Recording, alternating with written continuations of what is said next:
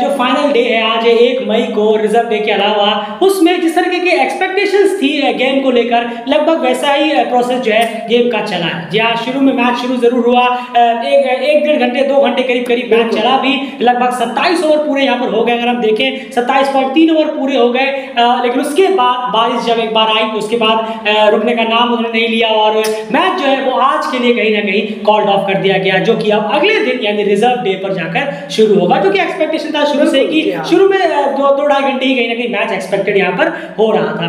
अब यहाँ पर सबसे इंपॉर्टेंट एक चीज और थी कि यहाँ पर टॉस जीतकर जो भी कैप्टन होंगे वो पहले बॉलिंग करना जरूर चाहेंगे और बिल्कुल बहुत ही इंपॉर्टेंट टॉस यहाँ पर रोहित पटेल ने जीता, नेपाल के जो कैप्टन है, और उन्होंने यूएई को कहा कि आप आकर बैटिंग करिए, और जो उनका स्कोर था वो रहा 106 रन के अंदर 9 विकेट उन्होंने गंवा दिए।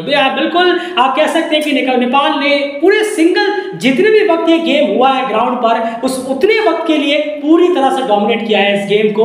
अगर नेपाल के बाद किसी ने इस गेम को डोमिनेट किया है तो वो रेन है। बिल्कुल पहले नेपाल ने डोमिनेट किया है, उसके बाद रेन ने डोमिनेट किया है, बीच में डोमिनेट का डी शब्द भी यूएई के लिए आप यूज यहाँ पर नहीं कर सकते। तो अब आप देखिए सिनेरियो क्या है, पहले सिनेरियो की बात कर लेते हैं। 106 रन है यूएई के, 9 विकेट गिर चुके हैं, 27.3 ओवर यहाँ पर उनके हो चुके हैं, 1 विकेट अभी उनका बचा हुआ है, और कल जो है मैच रिज्यूम होगा वापस से, अगर आप कहें आपके नेपाल के लोकल टाइम के हिसाब से 9 बजे के आसपास, हमारे हिसाब से 8:45 AM के आसपास, लगभग उसी टाइम पे जिस टाइम पर आज मैच शुरू हुआ है, तो उस टाइम पे मैच शुरू होगा। अगर बारिश नहीं हो रही होगी उस वक्त तो मैच स्टार्ट होगा, और एग्जैक्टली 106 रन पर 9 विकेट से कहीं ना कहीं मैच शुरू होगा, और यहाँ पर जल्द से जल्द नेपाल को वहां पर 1 विकेट यूएई का निकालना होगा, और कम से कम 20 ओवर बैटिंग करनी होगी नेपाल को, तब जाकर डकवर्थ लुईस यहाँ पर अप्लाई हो जाएगा। डकवर्थ लुईस का स्कोर यहाँ पर मिलेगा और अप्लाई हो जाएगा।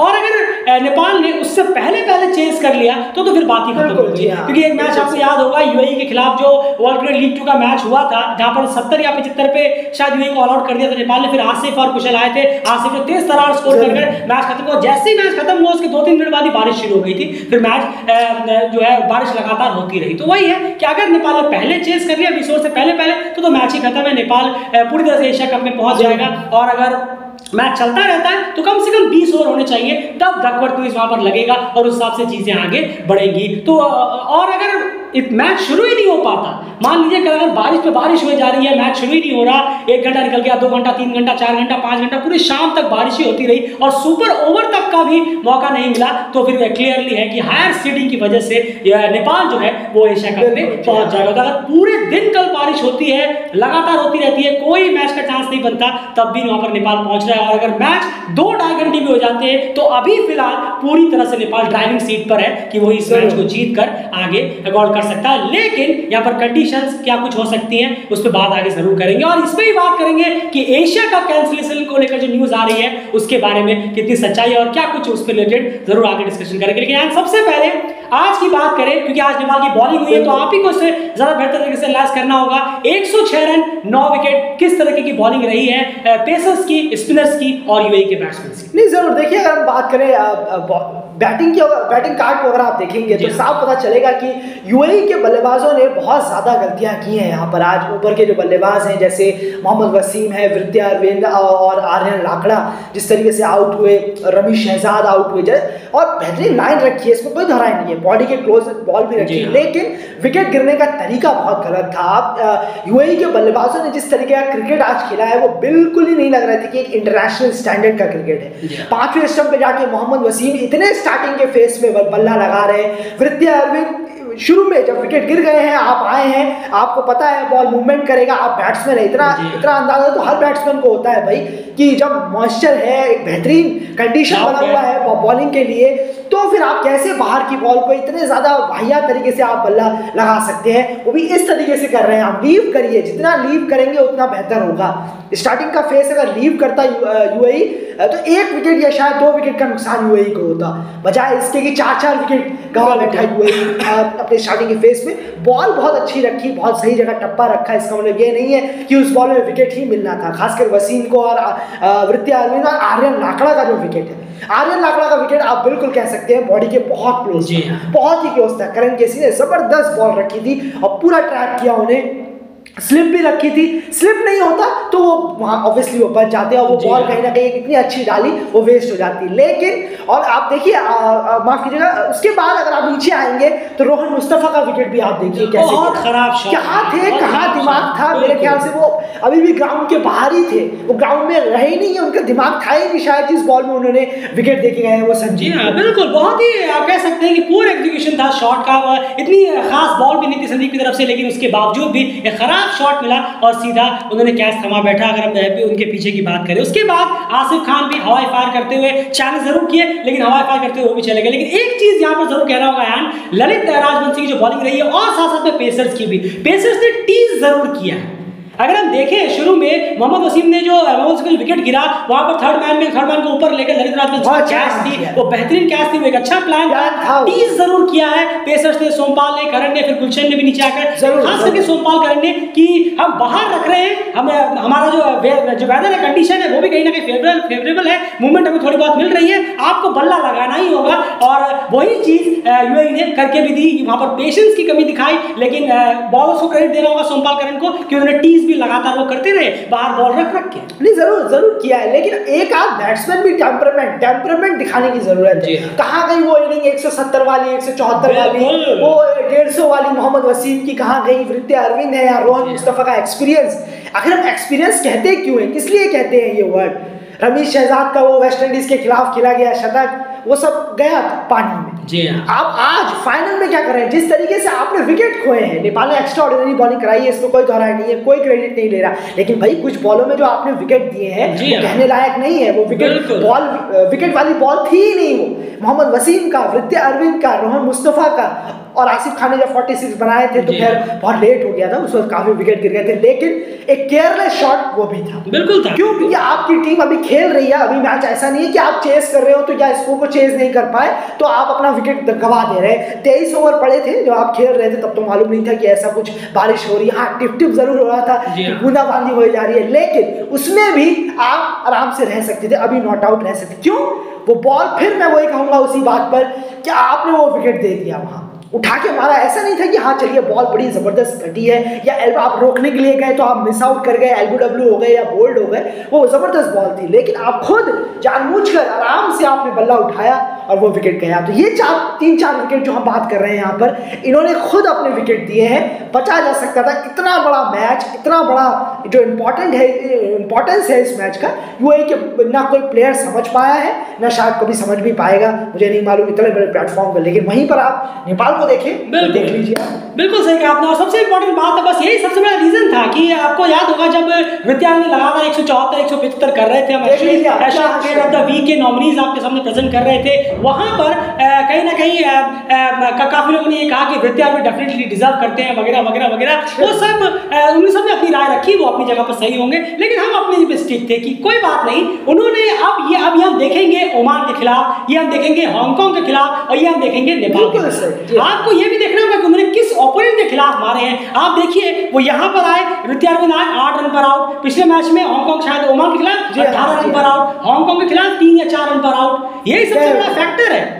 ये बस इसी वजह से वृत्ति अरविंद को हमने Asian player of the week दोनों ही बार नहीं चुना। भले उन्होंने 170 क्या 270 मारते हो तब भी हम उन्हें नहीं चुनते, क्योंकि ओपोनेंट, बॉलिंग, अलग तरह की कैप्टनसी, ये सब बहुत ज्यादा मैटर करता है कि आप ये जो रन्स कर रहे हैं वो किन के खिलाफ कर रहे हैं, और ये सबसे बड़ा रीजन है। और आज एक इतने इंपॉर्टेंट क्रूशियल मैच में जहां पर 27 ओवर टीम ने बैटिंग की और लगभग पूरी तरह धराशायी होगा, और कहना होगा कि बेहतरीन कप्तानी भी यहाँ पर रोहित उड़ल की रही है। आप क्या कहना चाहें? नहीं, बिल्कुल सही कहा आपने, एग्जीक्यूशन प्लान, खासकर वो स्लिप रहे वहां पर जो उन्होंने सही पर स्लिप थर्ड मैन पे ऊपर, बिल्कुल सही कहा आपने, वो प्लान के अकॉर्डिंग डाली गई है। वो बॉल ऐसी नहीं थी कि सोमपाल कामी ने वो बॉल कैसे करके भी डाल दी बाहर और हो गया काम, जो मोहम्मद वसीम की हम बात कर रहे हैं, वो प्लान के अकॉर्डिंग थी। थर्ड मैन अंदर रखा तो उन्हें मालूम था कि अगर मैं रखूंगा, मोहम्मद वसीम बड़े ही केयरलेस प्लेयर है, छेड़ देते हैं बॉल को। आपको खेलने का तरीका आप नहीं देख रहे हैं, प्लेयर वहां है या नहीं, शुरू के प्लेयर है, ये याद रखिए। इसलिए डेली क्रिकेट यहाँ बार बार इतना हार्श हो रहा है ऊपर के प्लेयरों पर।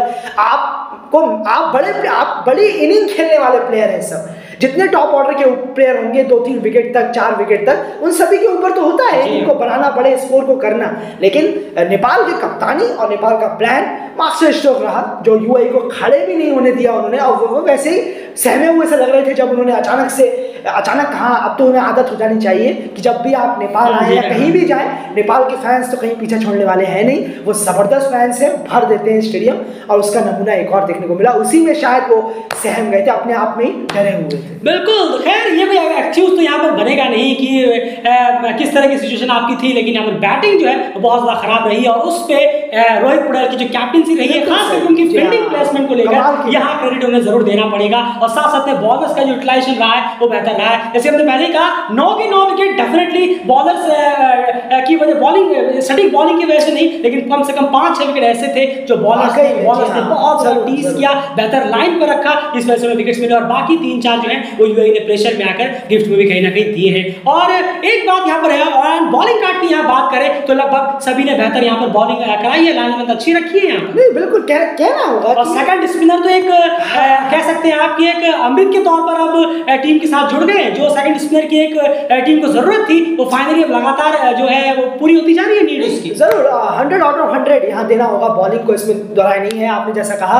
बहुत बेहतर लाइन लेंथ टीज किया यहाँ पर, बहुत अच्छा रखा, विकेट टू विकेट रखा, जबरदस्त बॉलिंग रखी है। बॉलिंग नेपाल की जीत है, ऐसा नहीं है कि हाँ आप आए आप वाइड डाल रहे हैं तो आपको विकेट मिल रहे हैं, ऐसा कुछ नहीं है। प्लान के अकॉर्डिंग बॉलें रखी गई है। वृत्ति अरविंद बहुत बार आउट हुए हैं चौथे स्टंप पे, अपना वीक उनका जोन है चौथा स्टंप, बहुत बार उन्होंने बल्ला लगाया है, वो भी नेपाल ने बहुत अच्छा पड़ा। आर्यन लाकड़ा का विकेट बहुत अच्छा पड़ा, रोहन मुस्तफा का तो समझ में ही नहीं आया, ध्यान कहाँ था उनका। और रवि शहजाद भी आउट हुए। उसके बाद आपके आसिफ खान, जी हाँ, स्लिप हमेशा ऑन रहा, इस कंडीशन में आपने स्लिप को हमेशा ऑन रखा, ये वाकई कमाल की बात है। बिल्कुल, क्योंकि स्लिप से अगर 2-3 बॉलें स्लिप में जाती, कैच नहीं होता, फिल्टर नहीं होता, फिर वो एक घिसी पिटी कप्तानी होती। लेकिन एक्स्ट्राऑर्डिनरी कप्तानी रोहित ने इस एक्स्ट्राऑर्डिनरी मैच के लिए बचा के रखी थी, वाकई कमाल की रही है, बहुत बेहतरीन। बिल्कुल, तो अब तक का हाल तो यही है, क्योंकि इसके आगे बात करने के लिए है नहीं, क्योंकि अभी एक विकेट और बचा हुआ है और यहाँ पर अभी नेपाल को चेस करने आना है। अब जहाँ तक चेस की बात है, अगर मान लीजिए जल्दी कहीं ना कहीं यहाँ पर मैच एक विकेट सुबह आते ही अगर मैच होता है और सुबह जल्दी गिर जाता है, मान लीजिए 110 या 12 रन तक कहीं ना कहीं मैच गिरता है, उसके बाद लगभग इतने रन जो है नेपाल को चेस करने होंगे अपने 50 ओवर्स में। शुरू में तो यही एक्सपेक्ट करेंगे कि 50 ओवर का मैच हो, बाकी तो फिर बारिश और इसके हिसाब से चीजें यहाँ पर चलेंगी। लेकिन हाँ, एक चीज और होगा कि शुरू के कुछ फेज को यहाँ पर नेपाल को बेहतर तरीके से निकालना होगा। जब वो अगर बैटिंग करने के लिए आते हैं, मान लीजिए 110-15 का उनके पास उनके सामने टारगेट रहता है, शुरू का फेस होगा, अर्ली फेस होगा, उसे थोड़ा बेहतर से निकालना हो, क्योंकि मूवमेंट जहूर खान और जुनैद सिद्दीकी को भी यहाँ मिल सकता है डेफिनेटली, क्योंकि कल भी क्लाउडी वेदर रहेगा, कंडीशंस रहेंगे, हवाएं चलने वाली है, तो डेफिनेटली उनको भी कुछ ना कुछ हेल्प जरूर मिलेगी। बस अगर आप कुछ जो शुरू का स्टार्टिंग फेस है, अगर आप उसे कुछ बेहतर तरीके से निकाल पाते हैं, जितने कम विकेट से निकाल पाते हैं उतना बेहतर रहेगा। उसके बाद थोड़ी थोड़ी चीजें टीम के लिए आसान होती चली जाएंगी। बस वो जो फर्स्ट हाफ एन आवर होगा बैटिंग का नेपाल का, उसे उन्हें निकालना है। अगर एक बार उन्होंने उसे निकाल दिया तो बस फिर इस चेस में ज्यादा कुछ कठिनाइयां होनी नहीं चाहिए नेपाल को, बस यही देखना सबसे बड़ा कंसर्न रहेगा। और जी हाँ, एक छोटी सी बात मैं यहाँ बोलना चाहूंगा, शायद विकेट सेव करना इंपॉर्टेंट रहेगा। जी हाँ, विकेट सेव करना, क्योंकि विकेट आप जितना बचा के रखेंगे उतना बेहतर है। भले ही आपके 5-6 ओवर में थोड़े से रन कम है, थोड़े रन कम है, लेकिन अगर विकेट आपने बचा के रखे हैं तो बहुत ज्यादा बूस्टअप देगा ये बैट्समैन को अंदर ही अंदर। और लगा बस 5-6 ओवर शुरू में, खासकर और शुरू में 5-6 ओवर बस थोड़ा सा रुकना है दोनों ओपनर्स को। उसके बाद आपके लिए खुद ब खुद जो यूएई के बॉलर है वो खुद ब खुद देखिएगा आसान करते हुए चले जाएंगे एक्स्ट्रास के सहारे। बिल्कुल प्रेशर बनता चला जाएगा। बिल्कुल, वो पैनिक का बटन जो है वो ऑन हो सकता है यूएई के लिए, अगर शुरू के 5-6 ओवरों में नेपाल ने अपना कोई विकेट नहीं खोया और बस कामली कंपोज, क्योंकि आपने सही कहा विकेट बचाना जरूरी होगा, क्योंकि विकेट बचाने के बाद अगर धीरे स्कोर आपका कितना भी हो, धीरे धीरे चल रहा हो, लेकिन झटपट जैसे ही अगर 20 ओवर हो जाते हैं, अप्लाई हो जाता है तो फिर डेफिनेटली आप उसमें काफी ज्यादा एज होंगे। और अगर 20 ओवर से पहले मैच खत्म हो गया, स्कोर कंप्लीट हो गया, फिर तो कुछ बचा ही नहीं रहेगा मैच में। और जैसे हमने पहले ही कहा, अगर पूरे दिन लगातार कंटिन्यूअसली बारिश होती रहती है, कल सुबह से लेकर शाम तक, ना कोई मैच हो, ना कोई सुपर ओवर हो, ना कुछ भी हो, तो डेफिनेटली नेपाल जो है एशिया कप में जा। अब बात करते हैं एशिया कप कैंसिलेशन की जो न्यूज यहाँ पर आ रही है उसको लेकर। देखिए, अभी जो न्यूज़ आई दोपहर को निकल करके एशिया कप जो है वो कहीं ना कहीं कैंसिल होने वाला है। वो जो है यहाँ नहीं जाने वाले, वो घर से बाहर नहीं कराना चाहते, वो घर से बाहर नहीं खेलना चाहते, बीसीसीआई या पीसीबी हो, जो भी इन दोनों के बीच में यहाँ पर चल रही है चीज़ें। तो अभी तक डेफिनेटली ऑफिशियल कंफर्मेशन दोनों तरफ से आई नहीं है। अभी एक बार ऑफिशियल कंफर्मेशन हो तभी जाकर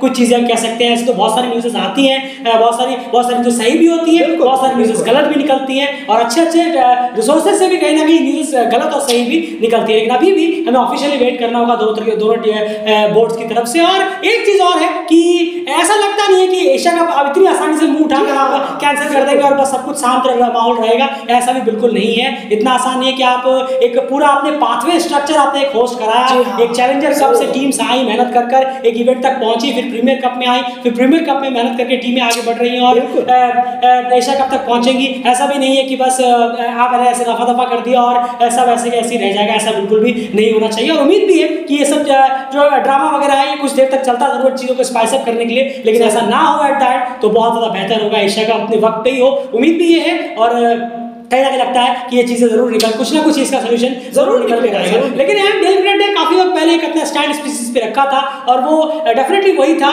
कि जब ये चीज डिसाइड हुई थी तब इस चीज का अपोज क्यों नहीं किया गया। नहीं बिल्कुल, ये तो हमने कहा ही था। देखिए जिन्होंने सुना होगा उन्हें याद है कि हमने एग्जैक्टली यही कहा था कि जब आपकी एक मीटिंग हुई थी, आप जब वहाँ पे सारे बोर्ड वगैरह थे, तभी ये कह देना चाहिए था अगर किसी को दिक्कत है कि नहीं हम पी में ये पी होस्ट नहीं, पाकिस्तान इसे होस्ट नहीं करेगा, यहाँ पर कोई और सबको अगर किसी को प्रॉब्लम है तो उसी वक्त बोल देना चाहिए था कि नहीं हम नहीं चाहते कि पाकिस्तान इस एशिया कप को होस्ट करे, आप किसी और को चुनिए। तो फिर से अगर वोटिंग वगैरह होती या बात होती तो उसी वक्त हो जाती वो। अब इतने साल महीनों के बाद आकर जब इतना नजदीक आ गया टूर्नामेंट, सारी टीमें लगी हुई हैं पहुंचने के लिए, खाली एक होती टीम तो समझ में आता चलिए जाइए ना आप अपना काम करिए, कैंसिल टूर्नामेंट। 10 20 टीमें मेहनत करे जा रही हैं, 2 3 5 महीने 1 साल से लगातार ही मेहनत कर रही है। अब जाकर ऐसा उम्मीद नहीं है, लेकिन फिर भी ऐसी खबरें आना भी अपने आप में खुद में एक अफसोस की बात है। लेकिन बस होप करेंगे कि ये ऐसा बिल्कुल भी ना हो और टूर्नामेंट एकदम स्मूथली सितंबर में अपना ऑर्गेनाइज हो, बहुत बेहतर तरीके से हो।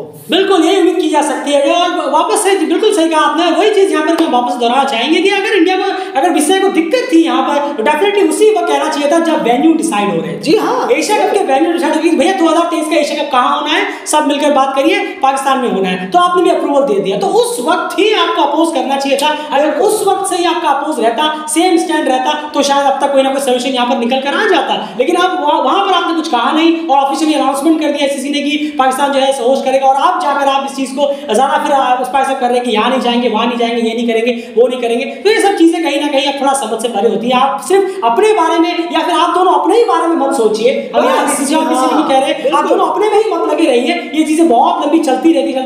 ये पॉलिटिकल इश्यूज जो है, ये मेलोड्रामा दोनों के बीच में पता नहीं कब से चल रहा है, पहला नहीं है, बहुत लंबे वक्त से चलता जा रहा है। तो कम से कम ये सोचिए कि यहाँ पर और भी टीमें हैं, जरूर और भी टीमें हैं। कोई एक टीम है जो बहुत मेहनत करके यहाँ तक पहुंच रही है और वो एक टीम भी 20 जनों के बीच में से निकल कर आ रही है। चैलेंजर कप में शायद 10 टीमें थी और यहाँ पर प्रीमियर कप में यहाँ पर 10 टीमें थी। 20 टीमों में से ये 20 टीमें मेहनत कर उसमें से एक टीम निकल कर एशिया कप तक जा रही है। तो कम से कम इनके बारे में भी सोचिए, ये बिल्कुल भी गलत होगा कि इस तरह की चीजें अगर निकल कर आती है। रोडेल को अभी भी उम्मीद है कि कैंसिलेशन जैसी कोई चीज नहीं होने वाली, थोड़ा मेलोड्रामा चलेगा, अभी शायद और ज्यादा मेलोड्रामा आपको सुनने को मिले, लेकिन एट द एंड कहीं ना कहीं एशिया कप जो है वो होगा जरूर, हर हाल में ऑन शेड्यूल, जो भी टाइम पर है। उम्मीद इसी के साथ इस वीडियो को कंप्लीट करते हैं, लेकिन कल फाइनली सब चीजों को रेड सेलेक्ट कर फिलहाल फोकस नेपाल को जो है अपने इस मैच में करना चाहिए, जो बिल्कुल उनकी मुट्ठी में है।